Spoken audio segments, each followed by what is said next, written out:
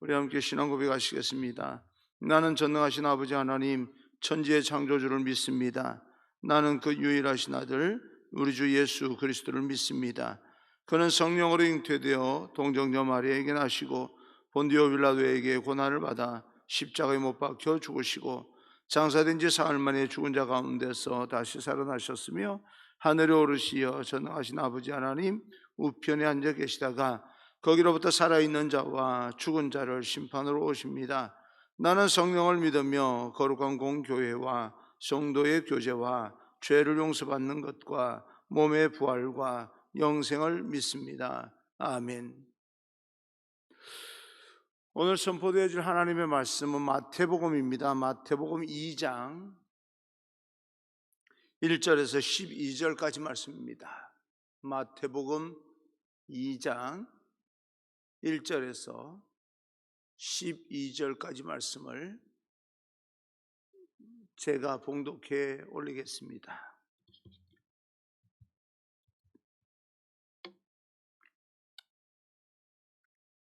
봉독해 올립니다. 헤롯 왕 때에 예수께서 유대 베들레헴에서 나심에 동방으로부터 박사들이 예루살렘에 이르러 말하되 유대인의 왕으로 나신 이가 어디 계시냐? 우리가 동방에서 그의 별을 보고 그에게 경배하러 왔노라 하니 헤롯 왕과 온 예루살렘이 듣고 소동한지라.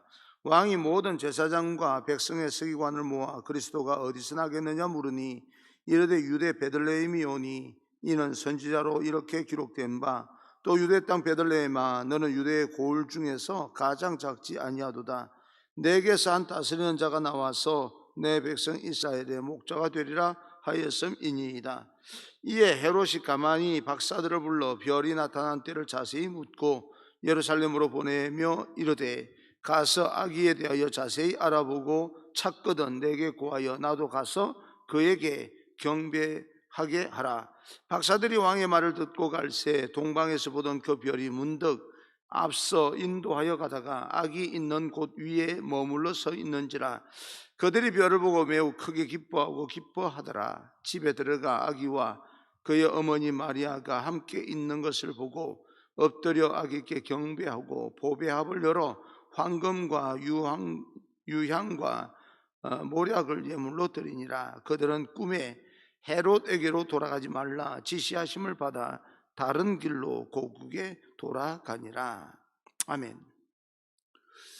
오늘도 아기 예수를 우리 마음에 영접하면서 예수님으로 인하여서 모든 인생의 문제를 하나하나 철저히 해결받고자 하는, 그래서 하나님 말씀 앞에 나오는 여러분 모두에게 하나님의 큰 은총이 함께하기를 간절히 축복합니다.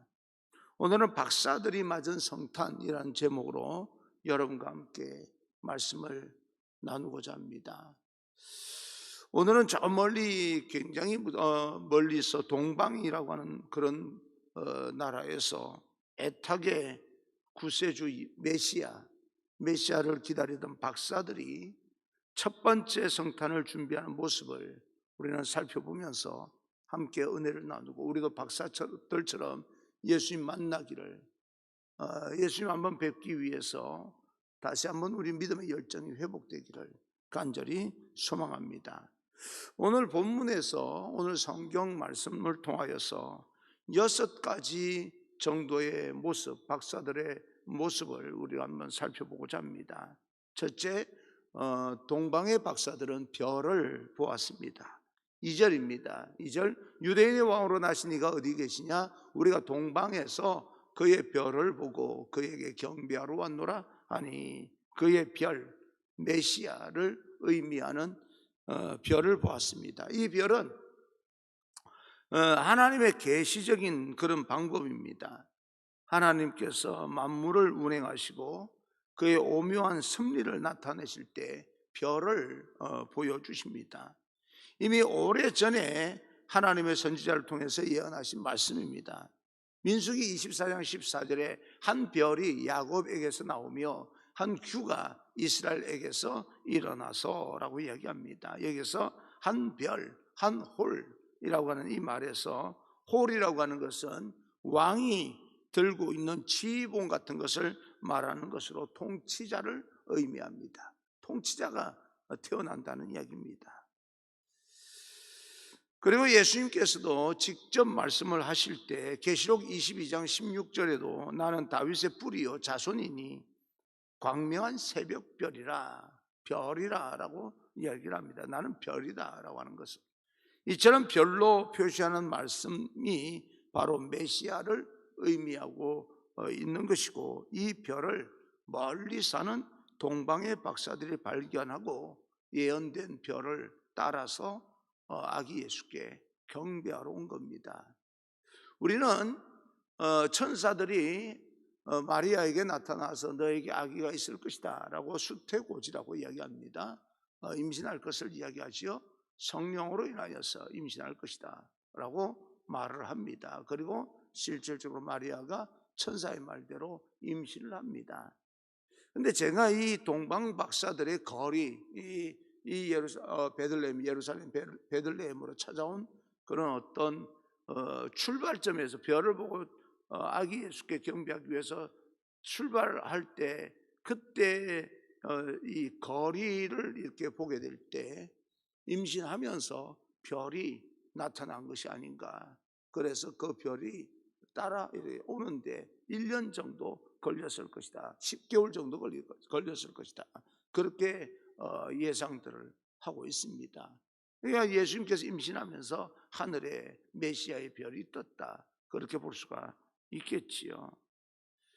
그런데 그 별을 보고 이제 이렇게 오게 됩니다, 박사들이요. 그리고 둘째, 동방의 박사들은 별을 보고 집을 나서게 됩니다. 아무리 거리가 멀어도 메시아를 만나 뵙겠다는, 경배해야 되겠다는 소망을 가지고 별이 움직이는 대로 메시아가 있다는 확신을 가지고 떠나게 됩니다. 보통 믿음으로 간 게 아니죠. 박사들은 별을 연구하는 사람들인데 별을 보니까 메시아입니다. 보통 별이 아닙니다. 어느 날 갑자기 뜬 거예요, 하늘에 반짝이면서. 그래서 저 별이 메시아의 별이다 라고 하는 것을 직감하고 그 별이 움직이는 대로 그렇게 따라 나서게 됩니다. 예수님 만나 뵙고 싶어서. 물질의 복을 받거나 재산의 복을 받거나 삶이 형통하는 그런 어떤 기대감을 가지고, 또 건강이 회복되리라는 기대감을 가지고 예수님을 만나 뵙기를 원하는 것이 아니라 메시아이기 때문에, 구세주이기 때문에 그저 뵙고 싶었습니다. 그리고 그 앞에 예배를, 경배를 드리고 싶었습니다. 그래서 뜨거운 사막과 흠준한 산들과 처처의 도적대들이 있음에도 불구하고 이 박사들은 그 별이 나타난 때부터 얼마 기간이 걸렸다라고 하는 말은 성경에 나오지 않지만 최소한 6개월 이상, 거의 10개월 그는 그렇게 집을 떠나게 됩니다. 긴 여행을, 굉장히 이 생명의 유혹을 받을 만한 그런 여행을 하게 되는 거죠. 예수님 만나고 싶었어. 모든 것을 다 내려놓고. 아마 출발할 때는 굉장히 많은 어떤 그 이 재산을 가지고 어느 정도 비축을 하고 출발했을 것이라 그렇게 생각을 하는데요. 예수님께 드릴 황금과 유향과 몰약을 잃어버리지 않냐고, 놓치지 않냐고, 도적들에게 뺏기지 않냐고 끝까지 지켜서 예수님께 경배하는 이 동방 박사들의 모습, 우리는 그저 예수님께서 우리에게 메시아이기 때문에 뵙고 싶어하는 그 갈망이 우리에게도 회복되기를 간절히 소망합니다. 셋째, 동방의 박사들은 메시아를 끈질기게 찾았습니다. 2절입니다. 유대인의 왕으로 나시니가 어디 계시냐? 메시아가 이스라엘의 수도 예루살렘에 나타나지 않겠느냐? 적어도 이스라엘의 수도 정도 되니까 메시아인데 그런 이 수도에서 나지 않겠느냐 해서 예루살렘으로 바로 온 것 같습니다. 거기 와서 메시아가 어디서 계시냐라고 묻습니다.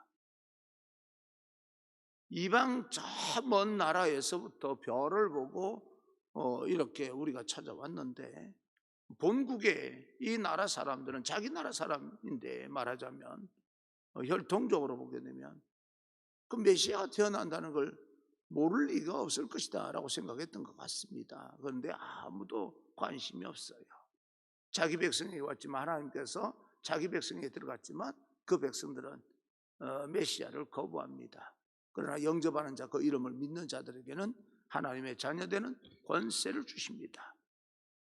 이런 놀라운 어떤 기적의 역사, 이방 사람들은 아는데, 그 박사들은 아는데 실제로 자기 백성에게 오는 그 사람들은 모릅니다.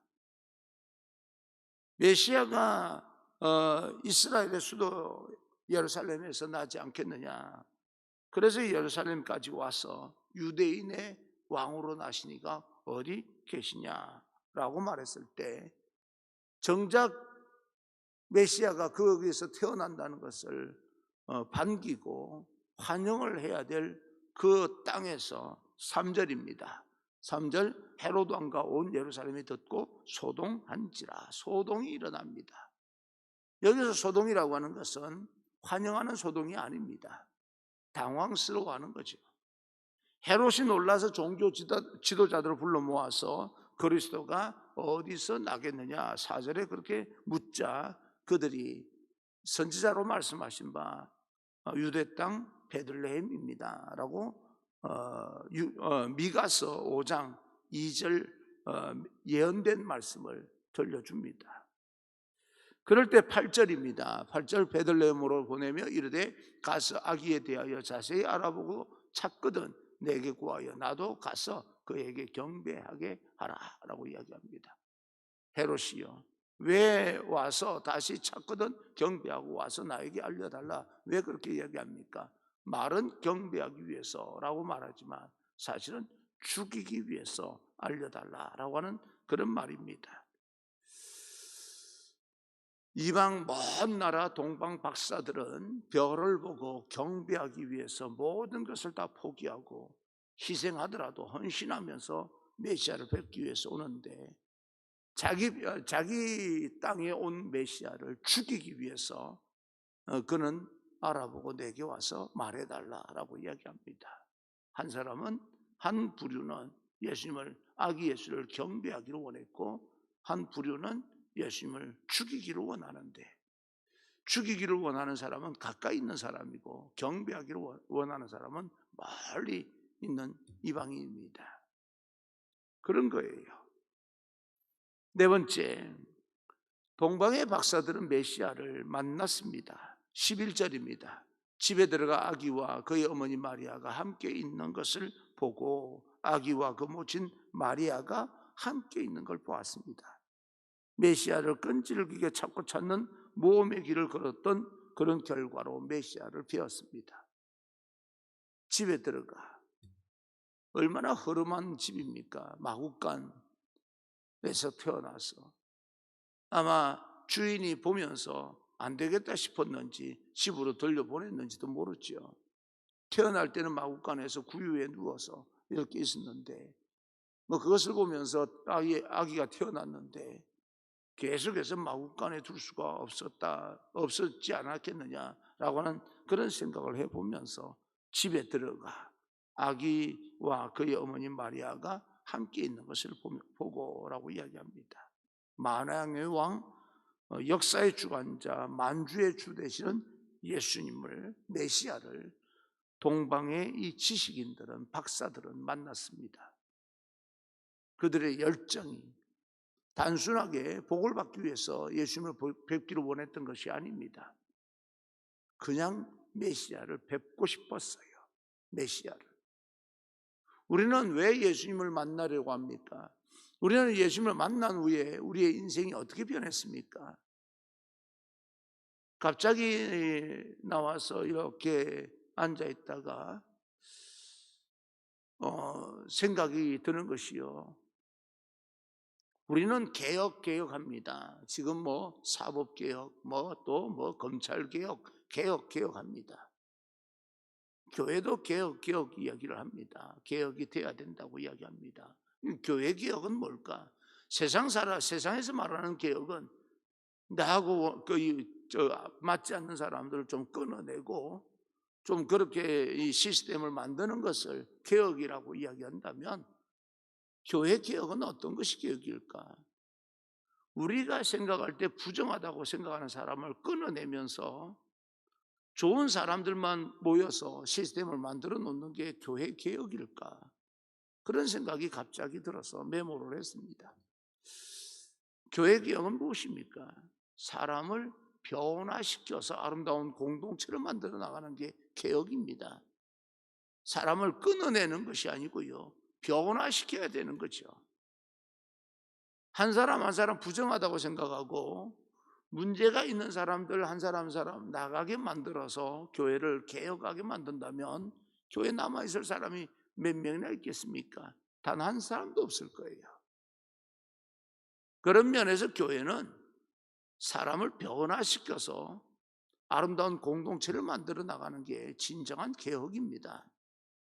시스템을 만들어야 되는 게 아니고요, 사람을 변화시켜야 되는 겁니다. 하나님의 사람으로 말입니다. 그러려면 예수님을 만나야 됩니다. 단순하게 복을 받기 위해서 이 땅에서 잘 먹고 잘 살기 위한 그런 어떤 방편으로 예수님을 만나야 되는 것이 아니고요, 근본적으로 우리의 변화를 일으키기 위해서 예수님을 만나야 됩니다. 그런데 그 예수님께서는, 그 하나님께서는 우리의 인생의 문제, 먹고 사는 문제에도 절대 외면하지 아니하시고 관심을 가지시고 계시는 분입니다. 다섯째, 동방의 박사들은 아기께 경배했습니다. 11절 보니까 엎드려 아기께 경배하고, 경배라고 하는 말은 예배를 뜻합니다. 만났다는 거죠. 여러분, 만나는 것이 예배입니다. 만나서 경배하는 거에 좋은 마음을 가지고 경배합니다. 예배를 드리면서 보배합을 열어서 예물을 드리는 그런 이 행동을 진행합니다.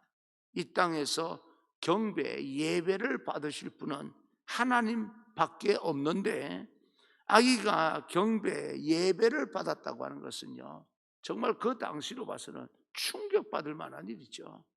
그런데도 불구하고 자기의 지위와 모든 재산과 모든 걸 다 내려놓고 아기 예수께 경배합니다.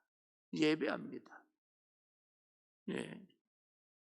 여섯째, 동방의 박사들은 예물을 드렸습니다. 11절입니다. 보배합을 열어 황금과 유향과 모략을 예물로 드리니라. 이 예물은 집에서 출발할 때 준비해 간 겁니다. 굉장히 머나먼 길이라 여비가 모자랄 수도 있었겠지만 예수님을 생각하면서 그것을 쓰지 않냐고 또 돈으로 바꿔서 여비로 그렇게 사용하지 않냐고, 내가 살아가는데 불편하더라도 예수님께 경배드릴 예물을 건드리지 않냐고 예수님 만났을 때 드리게 됩니다. 준비된 황금과 유향과 모략을 드리게 됩니다. 여러분, 황금은 예나 지금이나 가장 가치 있는 것 중에 하나입니다. 그리고 유향이라고 하는 것은 아주 좋은 향품입니다. 10m 정도 되는 나무에서 나는 수액을 걷어다가 적당하게 어디에 적셔서 말린 것인데 액체 상태로는 몰약과 섞어서 제사장을 세울 때, 왕을 세울 때, 선지자를 세울 때 머리에 그 기름을 붓는다라고 할 때 사용되는 것이고, 그것을 또 적당한 어떤 것에 적셔서 말리게 되면 부인들이 좋은 향기를 내기 위해서 향수와 같은 것이라 주머니에 넣고, 또 어느 이 주머니를 만들어서 넣고 향수 대신해서 사용하였다, 그렇게 전해지고 있습니다. 몰약이라고 하는 것은 액체 상태로는 화장품 대용으로도 사용할 수 있는, 그리고 통증을 없애주기도 하고 방부제 효과도 있어서 로마 병정들이 예수님의 그 통증을 없애주려고 몰약을 탄 포도주를 마시게 했다라고 하는 그런 보고를 보게 되면, 몰약은 참 그 당시에 있는 물품 중에서도 가장 귀하게 쓰임을 받던 그런 도구로 사용됐던 것이었다 볼 수가 있습니다. 이처럼 황금과 유향과 모략이라고 하는 것은 아주 귀하고 사람들 모두가 다 비싼 돈을 주고서라도 사고 싶어하는 것들이었는데, 이것을 동방 박사들이 정성스럽게 준비해서 주님께 바쳤던 겁니다. 그냥 일시적으로 그냥 준비되는 대로 바친 것이 아니라 오랫동안 집을 놨을 때부터 준비하여서 수개월, 1년 가까이 되는 시간을 보관했다가 드리게 되는 겁니다. 예수님께 드리는 예물은 그렇게 드려야 되는 겁니다. 주일헌금을 드리든 감사헌금을 드리든 어떤 예물을 드리든 간에 액수가 중요한 것이 아니라 내가 정성껏. 그래서 조금 예전 사람들은 주일날 헌금 드리는 주일 헌금도요, 집에서 다리미질을 하고 와서 드렸대잖아요. 이런 정성이 좀 필요한 거지요. 돈이 문제가 아닙니다. 여러분, 하나님이 돈이 없어서 여러분에게 헌금을 해라, 예물을 드려라 그럴 분은 아니지 않습니까? 정성이 있죠. 우리의 태도입니다. 그런 걸 봤을 때 조금 우리 이전 믿음의 선배들이 했던 그 행동들이 참 귀하다라고 나는 생각을 합니다.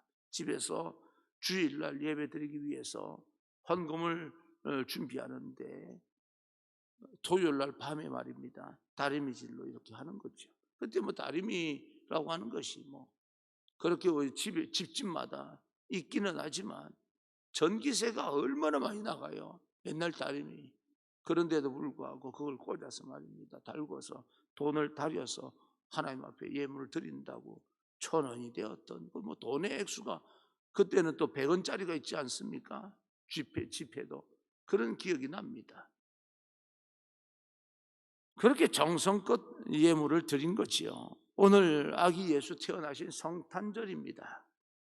동방의 박사들은 성경 말씀을 생각하면서 메시아를 대망하고 있다가 별을 보고 아기 예수 태어났다라고 그들은 믿고 출발을 해서 그 머나먼 길을 정말 갖은 고생을 다 하고 이 베들레헴에 도착해서 예수님을 결국은 만나 뵙고 경배하고 황금과 유향과 모략을 드렸습니다. 이 믿음의 열정, 예수님 만나 뵙고 싶다는 이 열정이 얼마나 대단합니까? 이와 같이 우리도 코로나 바이러스라고 하는 현상 때문에, 또 사업과 직장과 여러 가지 우리 삶의 현상 때문에 어쩌면 우리 인생 가운데 믿음이라고 하는 것이요, 그동안 습관적으로 해오던 것이 많이 무너지는 듯한 느낌을 위축받고 그런 느낌이 들기는 하지만, 그걸 넘어서서 예수님을 만나 뵙고 메시아를 만나 뵙고 싶다는 그 믿음의 열정이 우리에게도 좀 회복이 되기를 간절히 소망합니다. 성탄절을 맞이해서 말입니다. 여러분, 예수님을 만나셨습니까? 여러분 예수님을 영접하여서 예수님 믿으십니까? 우리는 예수님을 만나면 사람이 바뀔 수밖에 없는 거죠. 틀림없습니다. 예수님을 만났는데도 사람이 변하지 않는다? 잘못 만난 거예요. 예수님을 만나면 사람이 분명히 변화되게 되어 있습니다. 여러분, 이 성탄절에 더 많이 사모하는 마음으로 아기 예수께 경배할 수 있는, 온 마음을 다 합하여서 예배 드릴 수 있는 그런 믿음의 열정이 회복되기를 주님 이름으로 축복합니다. 그리고 우리 안에 이미 예수님을 만나신 분들은 식어져가는, 좀 뭔가 좀 멀어져가는 우리의 열정들을 다시 한번 박사들의 이 믿음의 열정을 본받아서 메시아를 대망하고 하루하루 천국을 바라보며 살아갈 수 있는 믿음의 사람이 되기를 간절히 소망합니다. 그런 구도자의 정신을 가지고 있어야 시대를 변화시키고 또 이 교회를 세울 수 있는, 하나님께서 아름다운 공동체를 만들고자 하는 그 일에 쓰임받는 사명자가 될 것입니다.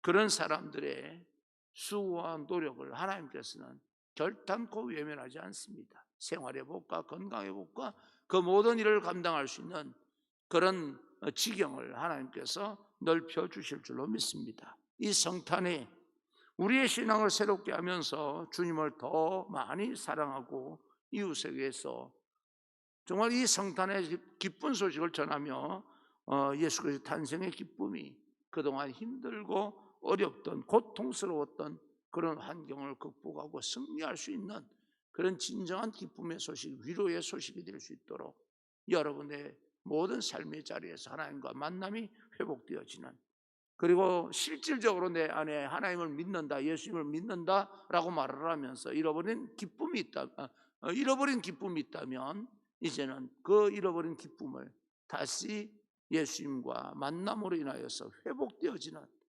놀라운 그런 어떤 사건이 이 성탄 오늘 예수님을 만남으로 일어나기를 주님 이름으로 축복합니다. 여러분 삶 가운데 여전히 예수님께서는 함께 하시고 또 우리와 함께 하실 뿐만 아니라 우리가 무엇을 할지라도 지혜와 능력을 더하여 주셔서 이기게 하시고 또 이 땅에서 하나님의 그 놀라운 신령한 축복 가운데 살아가게 해 주실 것입니다. 그 하나님 지금도 살아계십니다.